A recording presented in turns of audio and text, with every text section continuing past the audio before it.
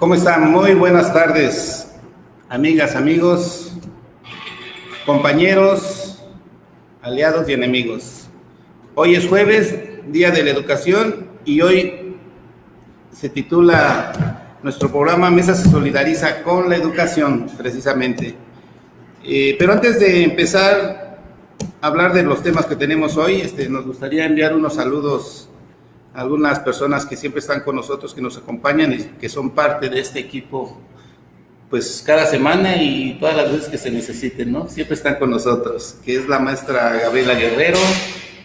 Que por cierto, el día sábado va a tener una entrevista en Mesa se solidariza con los jóvenes.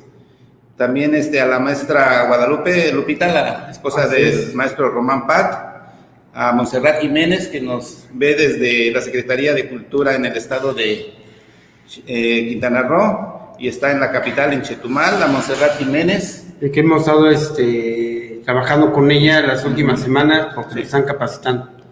Precisamente a Leticia Flores, a maestra Cuentacuentos. Me gustaría también saludar a Medardo Landon Mazadueñas, al maestro Román Pat, por supuesto, al escritor cubano, ¿cómo se llama? Agustín Labrada. Es que me estaba acordando de San Agustín, el teólogo. ¿A quién más mandamos saludos? Pues hay que mandarle un saludo a Adrián Garcica de Yucatán, que es también estuvimos trabajando con él, así también como un saludo a Silvia Chip, que estuvimos con ellos con un taller. Y también habría que mandarles un saludo a nuestros amigos de Sedatu, así como a nuestros amigos de la asociación Amable, que estuvimos en diciembre con ellos, precisamente construyendo la educación. Sí, bueno, un saludo a todos, y si alguien se me olvidó, pues nos pueden escribir y nos pueden reclamar a través del programa. Muy bien, pues vamos a empezar haciendo un pequeño recuento nada más. Estamos viendo lo que es filosofía. Empezamos con lo que era la filosofía sumeria, con la historia de Gilgamesh, ¿te acuerdas? Así es. Después nos fuimos con la filosofía griega, que fue con el estoicismo. Posterior a esto nos fuimos con la romana, donde pues sobresale Séneca, Epicteto, y después nos fuimos con la filosofía cristiana o medieval, que están dentro de la misma época, que es donde ya surge San Agustín, Santo Tomás de Aquino, y lo que es la filosofía basada en el clérigo, ¿no? En la iglesia, básicamente. Y ahorita nos toca la filosofía moderna, y la próxima semana terminaríamos con la filosofía contemporánea. Ok. Entonces, no sé si gustes empezar con algo de la filosofía moderna. Claro que sí, comenzamos por decir con el tema. Durante muchos años, yo creo que desde que estamos en la Tierra hemos estado buscando el sentido a la vida, o el sentido de quiénes somos y a dónde vamos y por qué, ¿no? Pasamos por todas las filosofías que precisamente nos estás comentando, y cada filósofo ha puesto su tema. Hay filósofos que han atacado a otros filósofos, o que entran en desacuerdo porque anteponen su razón. Hemos dicho que geográficamente también cuenta mucho, ¿no? Cada quien en su filosofía. Y llegamos a la filosofía medieval, que también fue un cambio en donde precisamente entra la filosofía ya fuera, se vuelve más científica, ¿no? Porque antes nada más era en las iglesias, era en esa época. Sí. Y ahí nada más eran los padres los que podían estudiar la filosofía, no permitían que otras personas estuvieran estudiando filosofía. Pero de ahí hubo algunos filósofos que salieron precisamente y empezaron a ver que había un mundo aparte del que se hubiera, ¿no? Que la Tierra era diferente, que existían otros planetas, que éramos todos un universo. Y hoy llegamos hasta la filosofía moderna, ajá, en donde pues da la introducción para ya de ahí vamos caminando poco a poco, ¿no? Sí. Bueno, con los temas que traes. Sí, básicamente el creador de esta filosofía fue René Descartes. Y René Descartes es parte de la filosofía del estoicismo. En esta época, básicamente los filósofos pues tenían que ser como que bien truchas, súper inteligentes, porque después de la época del cristianismo o la época medieval, la sociedad empieza a adquirir otras características, las nuevas sociedades. Y entonces los filósofos también tienen que ir cambiando su forma de pensar porque la sociedad empieza a demandar cosas diferentes. Entonces, por ejemplo, si vemos algunas de las características, podríamos hablar de el antropocentrismo. En esa época, esto se define como que el hombre, en la medida de lo posible, es la parte central del universo. O sea, en este momento ya no se habla de la iglesia, donde tú tienes que darle seguimiento a una doctrina y donde vas a tener un beneficio o vas a tener un castigo. Eso pasa a segundo término. Entonces, en esta época el hombre es el centro del universo, el hombre es el más importante y ya se empieza a utilizar a Dios no como algo realmente espiritual, sino más bien como algo existencial dentro de la mente del hombre, de su forma de actuar en la vida, y eso es la parte que es donde viene el cambio. También tenemos lo que se le llama la secularización de la sociedad, que es donde ya los sectores civiles empiezan a adquirir más poder en la cuestión política, en la económica y en lo cultural, porque las masas empiezan a crecer, empiezan a producir más y se empiezan a dar cuenta que ellas son la parte fuerte de la economía, a pesar de que son muy pobres. Entonces empieza a haber una conciencia. Entonces ellos saben que en lo cultural ellos empiezan a desarrollar, hay muchos artistas, los artistas de barrio, como le llamamos, del pueblo, que no son famosos como los artistas que te pone el gobierno y que todo el mundo los conoce.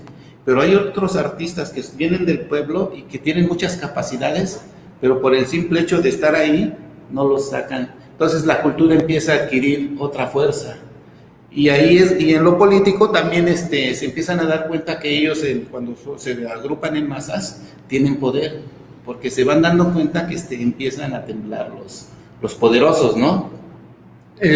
Antes de que sigas, René Descartes es francés, sí. Y ahí es donde, como estabas diciendo, pero ahí es donde empezamos a tener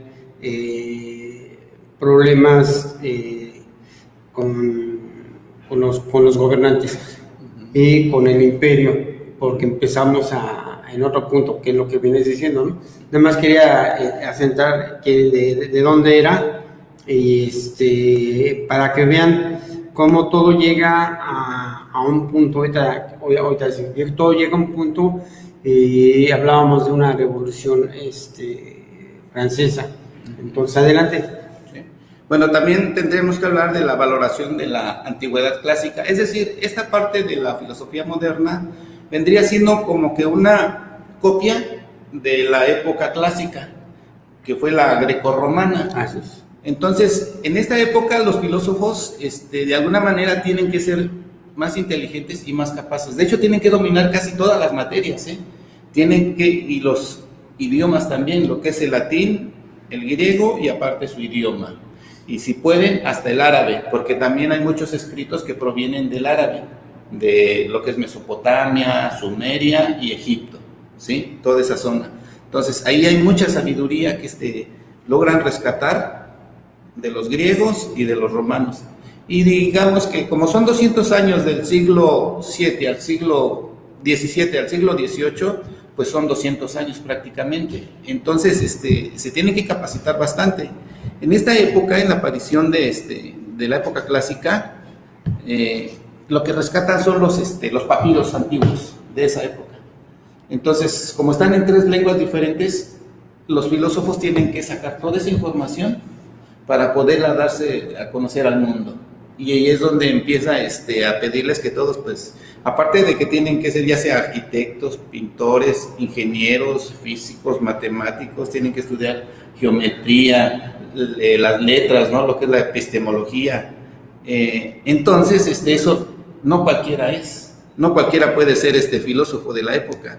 También viene la aparición de las ideas del gentilhombre, eso le llaman al hombre, debe de conocer, lo que te decía, todas las materias. Esa es otra característica que deben de tener los filósofos de esa época. Después viene el racionalismo y el cientificismo, que es donde el hombre tiene que utilizar la razón y la ciencia sobre lo que es el empirismo, ¿no? Que es lo contrario a esto. Y al final, bueno, tenemos el individualismo, ¿no? El individualismo no quiere decir, no habla exactamente del individualismo, ¿cómo le llaman a que compra muchas cosas? ¿Capitalista? Materialista. Ajá, no del de que, porque como yo tengo más cosas, pues yo soy más que los demás, ¿no? No habla de ese individualismo, sino habla del individualismo en que tienes que ser más autocrítico en cuanto a tu persona, en que tienes que autocalificar tu actitud y tu forma de ser en la vida. También habla de que tienes que reconocer cuando haces bien las cosas, no que te des un regalo material, sino que te identifiques en que eres una buena persona también, que eres una gran persona, o sea, que te conozcas muy bien y te valores como tal.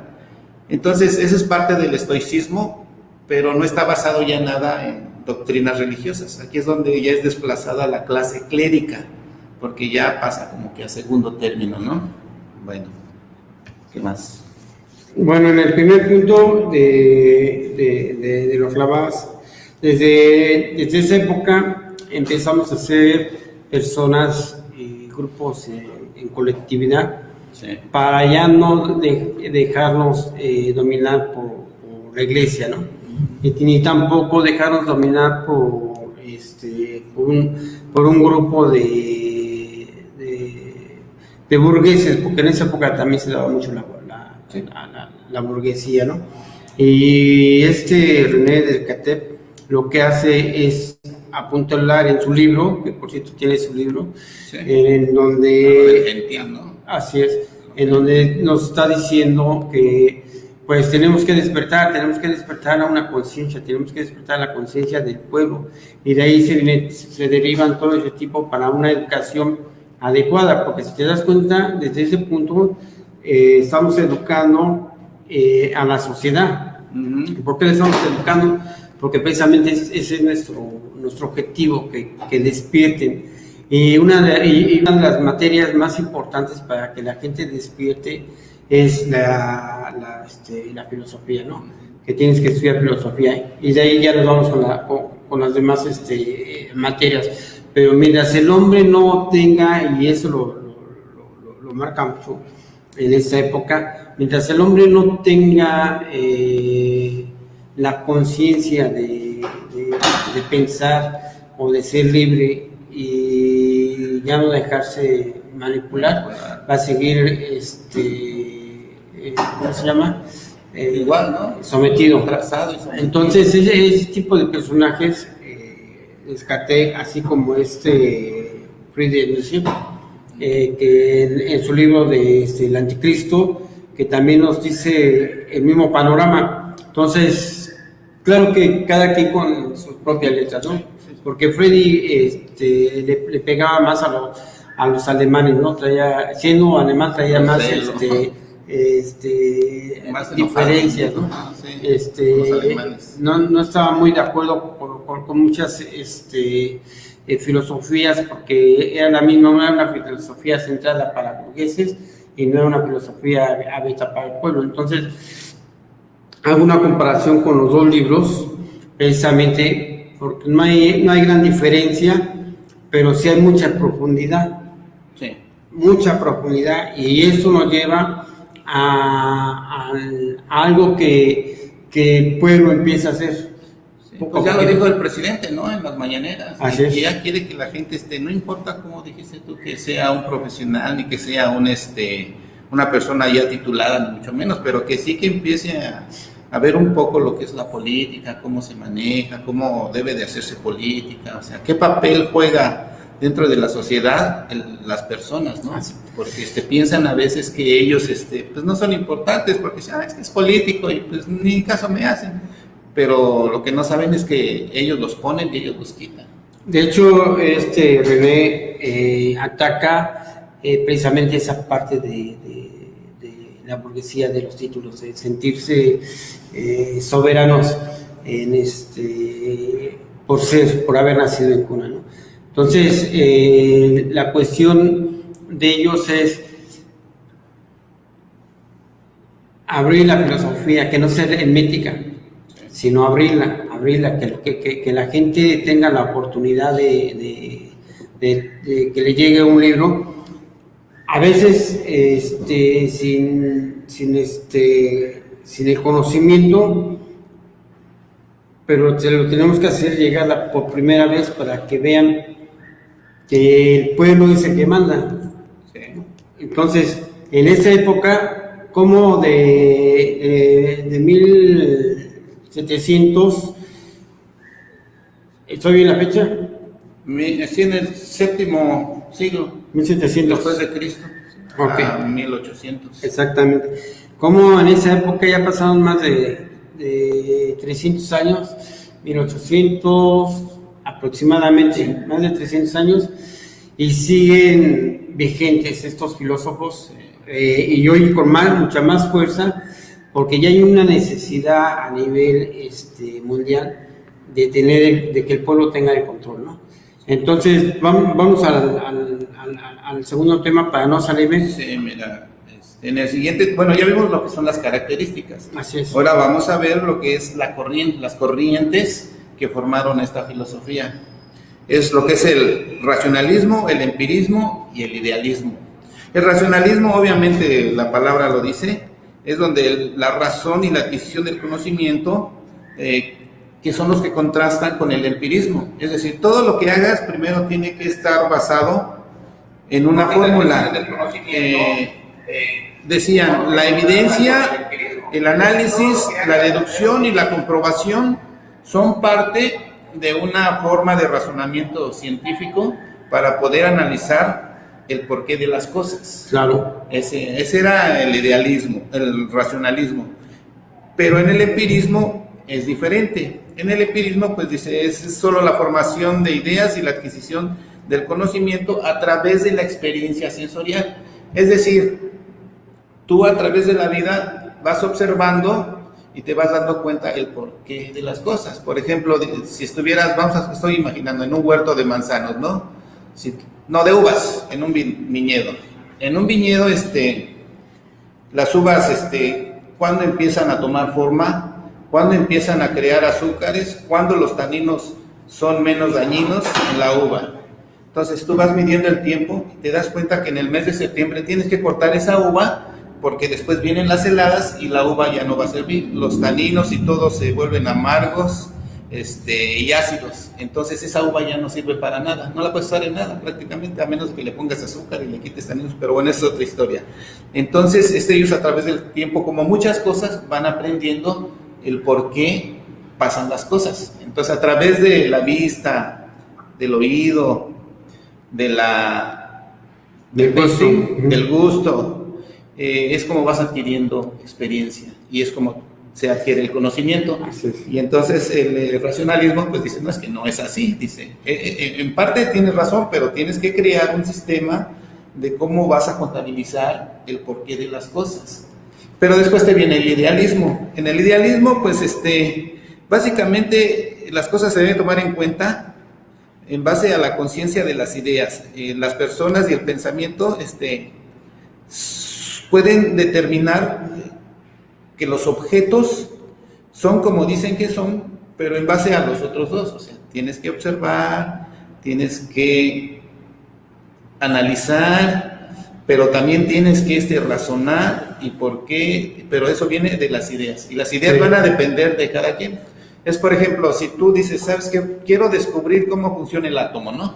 Entonces tú lo interpretas de una manera según tus ideas. pero yo lo interpreto de otra manera según mis ideas, y tú te pones a hacer tus fórmulas, y te pones a hacer tus cálculos, y yo me pongo a hacer los míos, y pues el que descubra primero cómo funciona el átomo, pues será el más listo en base a sus ideas. Ese es el idealismo también. Entonces, esa parte es bien interesante, pero todo concuerda al final, como que todo es un hilito, ¿no? Como que si los armas todos, bueno, al final, si juntas todo, así es. Pero fue por épocas y fue por diferentes filósofos, ¿no? Claro. Esto nos lleva a que si tú le das lectura a diferentes libros de la época, te va a dar el conocimiento también basado en tu región y sí, también basado en ciertas ideas, ¿no? Porque también siendo un poquito contradictorios, ellos también lo manejan, pero es que también puede ser así, pero puede ser diferente, ¿no? Uh-huh. ¿Por qué? Porque no podemos ser tan lineales en las cosas. Tenemos que entrar también en la cuestión científica para determinar que tiene la razón y conocimiento, ¿no? Eso nos va a llevar a ser personajes que podamos hacer un mejor país, una mejor sociedad, sí, en beneficio de la comunidad, ¿no? No nada más es el alimento de cada día, ¿no? Es lo que comes, ¿no? O sea, qué es bueno para ti y qué te puede funcionar, ¿no? Entonces, nos faltaría leer algunos libros y ya después de llegar a la filosofía que nos falta, estaría bien que nosotros ya también empezamos a mandar ciertos mensajes de los libros que hemos leído para que la gente sepa de dónde estamos sacando la información, porque eso va a ser una parte determinante, ¿no? Nuestra filosofía, desde nuestro punto de vista de ser, es llevar el conocimiento, pero sin obligarlos a que lo adquieran. Claro. O sea, el conocimiento es libre, entonces tenemos que llevar el conocimiento para las personas que lo quieran adquirir. Los libros que yo les recomendaría es el de René Descartes, y el libro del Anticristo de Friedrich Nietzsche, que les va a dar el panorama, y fíjate que también les dará el equilibrio, porque ya no estarías pensando nada más en sí algunas cosas, porque te hablan también de cómo puedes equilibrar tu vida, cómo puedes diagnosticar sin caer en el fanatismo, porque es importante que no caigamos en el fanatismo, porque en la época de medieval, donde precisamente los únicos que tenían la verdad absoluta eran los sacerdotes, los padres, ¿no? Sí, pues eran pero los jefes políticos. Así es, sí, pero la utilizaban a su manera porque eran crueles, y no nada más hablamos de una crueldad hablada. Aunque en ese punto después vamos a explicar por qué nació realmente esa religión. Así es. La filosofía cristiana, porque bueno, ahí hubo como que un business entre una persona y los Medici de esa época y crearon el Vaticano. Pero bueno, esa es otra historia, después la platicamos. No, y hay que platicarla porque eso es lo bueno de aquí, que vamos mandándoles pequeños mensajitos, sí, y no quedarnos en una sola filosofía, porque cualquiera puede leer el libro, o podemos, sí, pero la cuestión es que lo que tenemos que hacer es, con nuestras propias palabras, cómo se les podemos hacer entender para que lo apliquemos en el diario vivir. Sí. Entonces, viendo lo que tu resumen, ¿qué podemos hacer para entenderlo, pues es que tienen que hacer colectivos. Sí, colectivos y hablar de cosas, de sus problemas principalmente, y tratar de analizarlos bien, que los resuelvan, pero que sientan que ellos tienen una responsabilidad, lo que decíamos el otro día, pero que el Estado también tiene un compromiso con ellos, tiene compromiso y responsabilidad por ambas partes. Pero entonces, si el compromiso del Estado es satisfacer las necesidades de la sociedad primarias, como es alumbrado, calles, agua, drenaje, mercados, educación, entre otras, y no se les está cumpliendo, pues que aprendan a que ellos tienen el poder y ellos pueden ir y solicitar de la manera más respetuosa que tienen que cumplir con su trabajo. Y si no quieren, pues que se vayan, o sea, que se busque otra persona que tenga la capacidad. No es posible que no tenga luz en un poste y cuando vas y les dices, oye, es que no hay luz en mi calle, y que vaya el de servicios públicos y con alguien que es importante ahí del municipio y le dice, oye, quieren luz, dame dinero porque pues no hay lana, y no, diles que no tengo dinero para los focos, después lo arreglamos. O sea, dime qué forma de contestar eso. Te digo porque eso fue real en el municipio, entonces no es posible que tengan esas contestaciones cuando el jefe de servicios públicos, su responsabilidad es poner un foco, pero no le dan para el foco, entonces no puede poner foco porque el dinero lo tienen en otro lado agarrado. Bueno, se me chispó, perdón. No, está bien, esa es parte de lo que tenemos que aprender. Para eso es la filosofía, para ir despertando, para saber cuáles son nuestros derechos, así como también saber cuáles van a ser nuestras obligaciones, ¿no? Nosotros ya también le dimos lectura a lo que es el anarquismo, entonces es parte de lo que tenemos que aprender, pero con la única razón de que cada uno de los ciudadanos tiene que responder a lo que quiere en la vida, ¿no? Porque también la otra filosofía es de qué quieres, o sea, tu realidad es esta y de tu realidad no quieres salir, entonces no podemos obligarlos a salir de esa realidad, ¿no? Claro. Entonces nosotros amables lo que hacemos es pasarles la información, decirles qué podemos hacer. La mejor forma de hacer que cambien las cosas en un país es con la filosofía, y por eso en Europa cambiaron las cosas, porque hubo gente que estudió, que les dijo es así, ¿no? Sí. El cambio no debe ser. Se da por sí solo. Así es, tenemos que empezar a empujar en lo que es la filosofía. El elefante, ¿no? Así es, no el otro, ¿no? Y creo que nos falta un poquito más estudiar esa parte de la filosofía. Ya me toca, ¿puedo hablar? Sí. Oye, no, nos falta todavía, tenemos que mencionar a los grandes filósofos de esa época. Claro. Entonces, pero por ejemplo, René Descartes, acuérdate de esa frase famosa de pienso y luego existo. Esa frase es de él, pienso y luego existo. Muchos dicen, ¿pero qué es primero? ¿Primero existo y luego pienso o primero pienso y luego existo? Bueno, se la dejamos de tarea, que la piensen. Que René Descartes en esa época fue y sigue siendo uno de los filósofos más importantes, y hasta la actualidad sigue siendo el filósofo más importante. Pero mira, podemos mencionar por ejemplo a Leibniz. Él es francés y él era experto en lo que son las ciencias y las matemáticas. Luego tenemos también a John Locke. Él es el padre del liberalismo y exponente del empirismo, fíjate, pero él es inglés. Después viene Thomas Hobbes. Él es pertenece también al empirismo. Acuérdate que el empirismo es un poco inglés y es muy cerrado. Hasta la fecha son bien cerrados.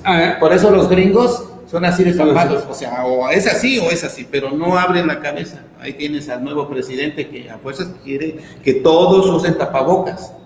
Le dicen los republicanos, es que ya estamos vacunados, ya no necesitamos el tapabocas. No, todos tenemos que usar el tapabocas, les dice Biden. O sea, no es posible, o sea.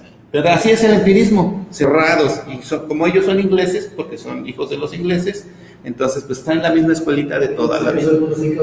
No. Luego viene Voltaire, espera, déjame terminar, ya te dejé hablar a ti. Después viene Voltaire, representante de la época de la Ilustración. Sí. O sea, Voltaire era un gran embajador de la cultura y el arte, un gran escritor, claro, literario. O sea, era como un el que se ganó el premio Nobel de aquí de México, Octavio Paz. Era como un Octavio Paz, ¿no? También tenemos a Rousseau, que todos ellos son de la época de la Ilustración y fue el precursor de la Revolución Francesa y de la pedagogía en la educación. Una de las mejores pedagogías. Él escribió el primer libro de pedagogía y que sirvió de base para que de ahí la pedagogía tomara una importancia a nivel de educación, que hasta la fecha siguen. La seguimos estudiando. Y ya entre mencionar a otros, pues está Friedrich Hegel, está David Hume, Emmanuel Kant, George Berkeley de Escocia y así podemos mencionar a varios, ¿no? Entre otros, pues por ahí está también Nicolás Copérnico, que él estuvo un poquito antes de esta época, porque acuérdate que él hasta lo metieron a la cárcel los franciscanos, los clérigos, porque decían que estaba loco, ¿no? Que cómo era posible que él dijera que los planetas giran alrededor del Sol cuando no, la Tierra era plana y aparte no era redonda como él decía, ¿no? Y que no existía el Sol como tal, sino que el centro del universo era la Tierra, ¿no? Claro. Entonces él les cambió toda la cosa, no es que la Tierra es parte del sistema solar, y ellos, no, la Tierra todo gira alrededor de la Tierra. Ok, dice, bueno, está bien ya. Está Da Vinci pues fue arquitecto, ingeniero, fue filósofo y inventor. Él entre sus grandes inventos sobresalió mucho en lo que fue en la pinturas al óleo. Él pintó La Última Cena, la Mona Lisa, y dejó planos arquitectónicos de cómo hacer un helicóptero, el paracaídas y los tanques de guerra. Platicaba con Keller hace rato precisamente, pero como ellos nunca tuvieron las herramientas tecnológicas para desarrollarlas, dejaron el legado, que ya los que después vinieron, cuando empezaron a conocer el acero, la dinamita, todo ese tipo de cosas, pues ya desarrollaron estos inventos, pero estos ya estaban hechos desde hace mucho tiempo atrás. ¿Y quién era el otro que teníamos por ahí? Estaba Da Vinci, Galileo Galilei. ¿Te acuerdas qué hacía Galileo Galilei? Era astrónomo. Fue un gran astrónomo, él fue el que inventó el telescopio y hizo igual muchas cosas a través de aritmética, de geometría, muchos planos. Era un arquitecto, ingeniero, matemático, sí, era un gran astrónomo. O sea, son de los grandes personajes de esa época. Que él agarró también los datos de Copérnico para poder desarrollar su teoría. Sí. Aparte él inventó el compás. El compás. Él inventó el compás donde empezó a hacer todos sus trazos. Bueno, más bien él lo perfeccionó, pero él tuvo una mejor idea de cómo hacer un compás. ¿Sí? Pero sí, agarró varias cosas para perfeccionar su filosofía. Sí. Y demostrar que la Tierra era redonda. Sí. Y que la sal es salada y que el azúcar es dulce. Así es. También. Pues sí, es que hay tantos inventores que, híjole, no podemos mencionar a tantos, pero hay muchos muy buenos, ¿eh? Y todo es filosofía, y fíjate, pues sí, yo nomás te iba a decir que John Locke y Thomas Hobbes, que son ingleses, pues habría que pues ellos acá ponen en discusión lo que ellos dijeron, porque había cosas en las que no estaban de acuerdo en esa época, ¿no? Sí. Y nos faltan otros filósofos que tenemos que estudiar. Sí. Sobre todo, ¿sabes quiénes chocaban mucho? Los de Europa, del occidente. Bueno, todos eran del occidente, pero estaba Alemania, España y Francia. Chocaban mucho con los ingleses, porque unos eran del racionalismo y los otros eran empirismo. O sea, eran totalmente opuestos. Entonces, y esas eran siempre sus discusiones y no se querían. Es decir, no se querían en el aspecto profesional, porque siempre estaban tirándose unos a otros. Pero es que era una competencia leal. Demuéstrame lo que me estás diciendo. No nada más era porque por hablar, o sea, me tenías que demostrar los hechos, ¿no? De tu teoría, en qué se basa, ¿no? Y compartían sus conocimientos, claro. Se estudiaban entre ellos. No como ahora que, por ejemplo, las vacunas, los gringos se quedan con todas las vacunas y no le dan nada a nadie. Dice, oye, púdranse todos. Dice, yo me quedo con mis vacunas. Y pues, ¿qué dijo el presidente? Ok, sí, pues no me des vacunas, pero no te doy mi luz. Y que les retire la luz, ¿no? Sí, que hasta ahorita les quitan, es eso, la reforma. Y dijo, pues ahora no hay luz, pues no hay vacunas, pues no hay luz. Y entonces así como que dijo esto, chin, así sintió el trancazo. Sí. Entonces, Obrador, yo diría que es uno de los grandes, no sé si hasta filósofo, no solo político o diplomático, porque la verdad es que es demasiado inteligente para su época. Obrador está bien adelantado a su época. No conozco bien al de la India, que es muy popular, pero no conozco su forma de hacer política. Sé que es muy humanista también, igual que Obrador, que le preocupa mucho que la gente esté bien, que el bienestar de las personas pues es lo máximo, ¿no? Lo pone en un contexto muy alto. Voy a leer un poco acerca de él, porque se me hace interesante cómo es que hay un presidente tan popular como Obrador. Claro. Lo voy a lo mejor la otra semana les platico algo acerca de él. Sí, pues yo creo que él no podemos decir si es un filósofo, es un gran estudioso de la historia. Sí. O sea, para él le fascina la historia. Y el béisbol. Así es. y la conoce de Fuafa. Así es, ¿no? Entonces eso le da el conocimiento. Pero todos son filósofos. Sí. Todos los seres humanos que pensamos somos filósofos, porque precisamente estamos pensando en qué hacerlo, pero habría que ver hasta qué grado, ¿no? Entonces, y ver también hasta qué grado podemos llegar nosotros con el conocimiento hacia compartirlo.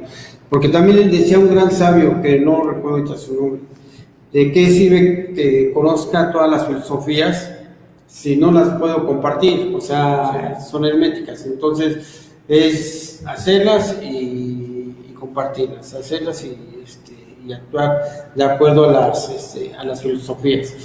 Pues otro tema. No, pues seguimos con la filosofía, pero no, yo iba a comentar que la filosofía no importa la época, o sea, no podríamos decir que la filosofía vieja ya pasó de moda porque la filosofía nueva es mejor, no, porque todo nace de esa filosofía.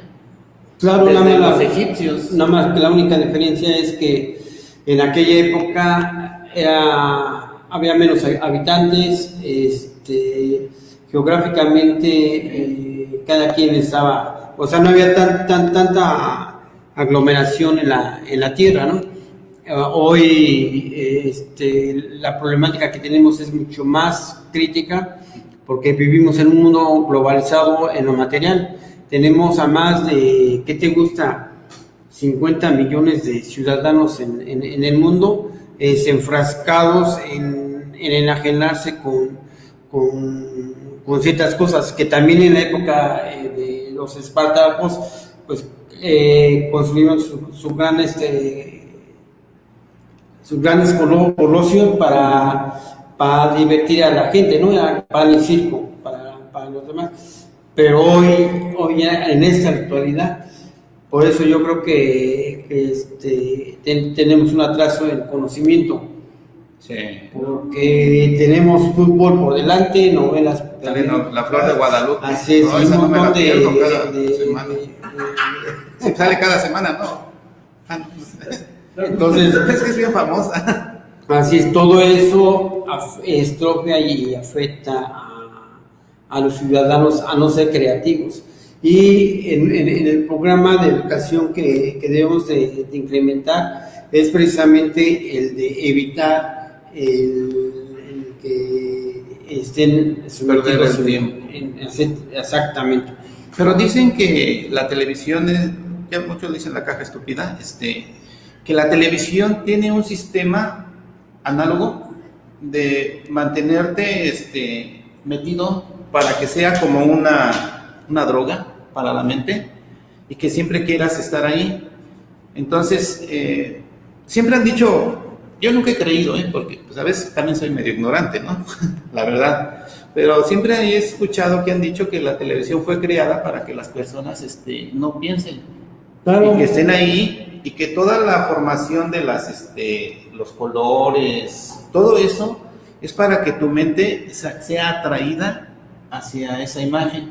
Y ya los temas que ellos ponen, obviamente estudian a las sociedades, qué es lo que más les gusta, para entretenerlos, pero que no sean temas que los hagan pensar, sino que solo los tengan divertidos y entretenidos, pero que no vayan a pensar mucho.